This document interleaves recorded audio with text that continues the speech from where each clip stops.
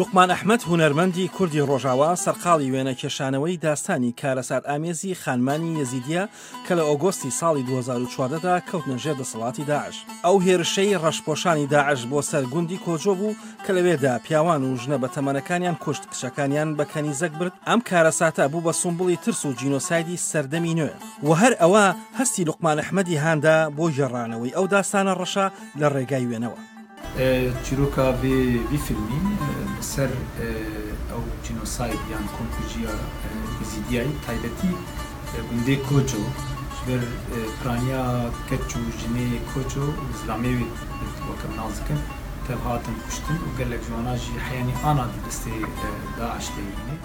ئەوەی داعشیەکان بەسەر بازی و بوشرا و نادیە موراد و لە نیابەشار و زوربەی خانمەکانی دیکەدا هێناویانە لوقمان ئەحمەد لەسەر لاپەڕەی سپی وێنەی دەکێشێ. بەڵام ئەو باش دەزانێت تاریکی ئەو ڕووداوە تا ئێستاش لە ناخیدا بە پەنهانی ماوە.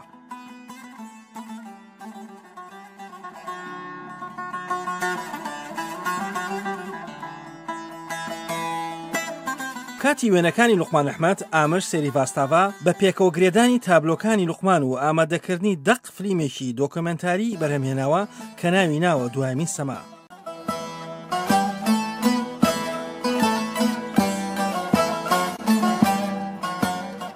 Luqman came to me one day and telling that can we do this story. لوقمان ڕۆژێک هات بۆ لام وتی دەتوانین کار لەسەر ئەم چیرۆکە بکەین. من لەبارەی ئەم چیرۆکەوە هیچم نەدەزانی، بەڵام من ئەوەم بینی بوو کە بازی هاتبوو بۆ ئێرە بۆ چاوپێکەوتن. لێرە لە ستۆدیۆکەی وێنەیان دەگرت و باسی لەوە دەکرد کە ئەم چیرۆکە ساڵی 2014 ڕوویداوە. 4 هەفتەی خایەن بۆ لوقمان بۆ ئەوەی وێنەی سەرجەم چیرۆکەکە بکێشێت. پێویستمان بە مۆزیکی ئۆریژناڵ بوو. جانی دیلان و لوقمان بۆیان ساز کردین و لە کۆتاییدا مۆزیک و وێنەی ئۆریژناڵی خۆمان هەبوو لەگەڵ چیرۆشێکی ڕاستەقینە. دەرئەنجام چیرۆشێکی جوانمان دروست کرد.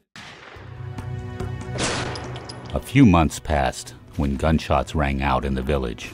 لەو کارە دۆکۆمنتاریەدا کە کاری هاوبەشی لوقمان ئەحمەد و ئامشە هەوڵەکانی لە نیابەشار بۆ هەڵاتن لە دەستی داعش و لە کۆتاییدا چارەنووسی بە تەخینەوەی مینێکدا دەکەوێت، هەروەها چیرۆکی کڕین و فرۆشی کچە کوردە ێزیدیەکانی گوندی کۆجۆ لە مووسڵ و ڕقا لەژێر چاوی هونەرمەندانەی لوقمان دوور نەکەوتوتەوە. ئارمانجا me ji vî karî ji vê projê ku em karibin diriya hunerê de diriya resim re em çîrokekê mirovahî bêjin ku nêzîkî her kesî ji ber ku vîdeo tiştekî yanî